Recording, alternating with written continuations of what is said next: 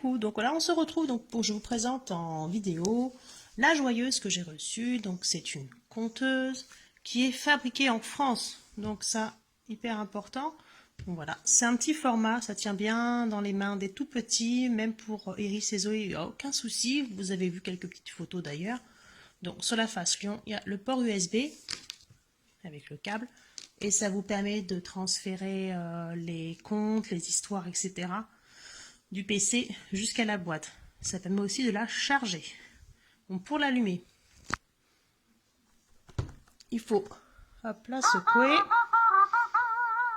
Voilà. Et en fait, en fonction des faces, il y a différentes choses. Donc il y a des comptines, des histoires, etc. Et sur la face cœur, ce sera toutes les histoires préférées des enfants, celles qui sont liées le plus souvent, qui seront répertoriées en dessous. Et on peut donc aussi, depuis le site, hop là, donc là du coup j'ai enregistré, hop là, petit ours brun, donc voilà, vous pouvez enregistrer vos propres, je sais pas si vous allez voir, tac, donc là j'enregistre et j'aurai plus qu'à télécharger après. On a aussi, hop, la moulinette.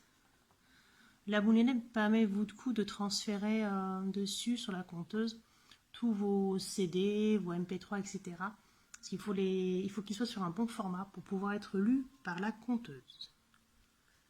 Et on a aussi, tac, ici, une partie où on peut avoir d'autres comptes à télécharger.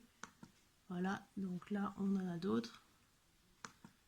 Et il y en a apparemment qui seront mis régulièrement. Donc ça c'est plutôt sympa. Donc on retourne du coup sur la petite conteuse. On va faire les chansons. Donc je vous avoue c'est celui que les filles préfèrent.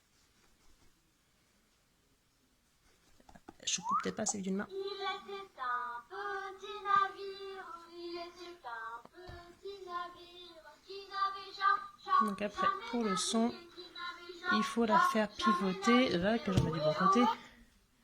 Donc là du coup, quand on tape 2 fois, on l'arrête. Voilà, donc ça permet de la stopper. On va la redémarrer. Tac. Voilà, on bouge un peu le son en tournant. Donc voilà, donc c'est plutôt sympa. De ce côté-là, je vais vous faire pour les petites histoires aussi. Hop, donc là on peut secouer et ça part sur autre chose. La biquette en thé. Est-ce que tu as déjà vu une biquette? Voilà l'histoire d'une biquette, mais une biquette en thé. Voilà, elle se manipule bien même d'une main. Tellement les choux qu'elle s'est Elle est vraiment plantée super dans sympa. un champ de choux. Franchement, voilà, les filles elles adorent, les trois. Bon, après Théo lui il est un peu plus grand, donc c'est ça que lui il est plus en petit livre. On va l'arrêter pour que je finisse de parler.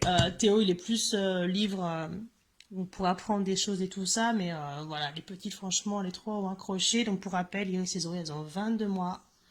Et pareil, la petite boîte a été testée avec des chutes, etc., des enfants qui montent dessus, c'est marqué là. Donc voilà, franchement, c'est costaud, quoi. Donc voilà, franchement, je suis ravie de ce test. Je vous la conseille. C'est super sympa. En plus, il y a les vacances qui arrivent, donc je pense que pour occuper les enfants en voiture, ça peut vraiment être tip top. Allez, à bientôt. Je vais juste enchaîner avec un petit moment où Zoé a joué avec la conteuse pour vous faire voir que franchement, c'est très accessible, même pour les tout petits. Enfin, comment ça marche, Zoé? Tu secoues la boîte? Tu secoues la joyeuse, Zoé? Montre. Tu secoues? Et hop.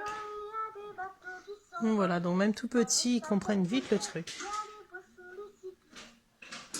Bon, du coup, des fois, elle n'attend pas la fin de la chanson, du coup. Un bichette, on n'attend pas la fin de la chanson.